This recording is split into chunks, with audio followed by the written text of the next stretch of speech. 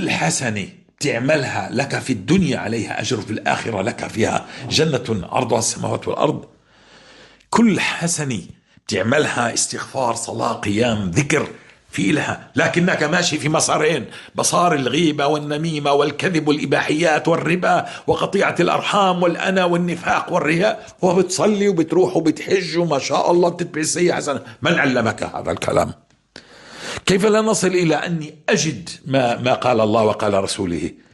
إذا من لزم الاستغفار جعل الله له من كل هم فرجا وكل ضيق مخرجا ورزقه من حيث لا يحتسب. هذا الحديث يكفيك لدنياك وآخرتك إذا أتبعته بالحديث الثاني اللي بيقول: طوبى لمن وجد في صحيفته استغفارا كثيرا، أو من كان يريد أن تسر صحيفته يوم القيامة فليكثر من الاستغفار. هذا يكفيني. لكن الذي لا يطبق بقول لك هذا حديث ضعيف، وكأنه ما في آيات بتقوي. كل الآيات تدعم هذا الحديث. لكن لما انت بتيجي واحد بده يطبق على أقوال، ليش تزعلوش مني يا جماعة؟ ليش تزعلوا مني؟ الحق كله حق والباطل كله باطل.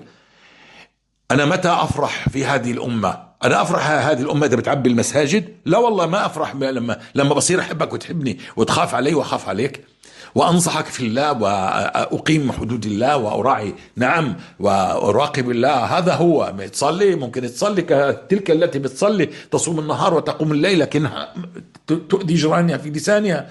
لربما انك انت في حديث المفلس، لربما انت بتصلي واذا خلى في محارم الله انتهكها فجعل الله اعماله هباء منثورا.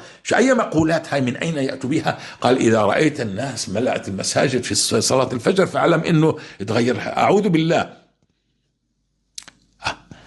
إذا كانت أخلاقي، إنما بعثت لتمم مكارم الأخلاق، إذا أخلاقي ما بتخلينيش أكذب عليك ولا أسرقك ولا أغشك وأحبك وأريد لك الخير وأريد لك أن أنصحك وأن يعني أكون من الناس تبني ولا تهدم، أيوة هنا استبشر خيرا أخي الكريم. طبعا نصلي وطبعا نصوم ونقرأ القرآن، ولكن لا نهدم ما عملنا بالكذب والغيبة والنميمة والإباحيات. فهمت؟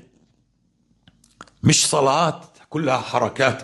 فخلف من بعدهم خلف أضاعوا الصلاة واتبعوا الشهوات فسوف يلقون غيا. مش هذه الصلاة التي يريدها الله، حركات وكأنك تعمل تمارين. والله تمارين مليحة.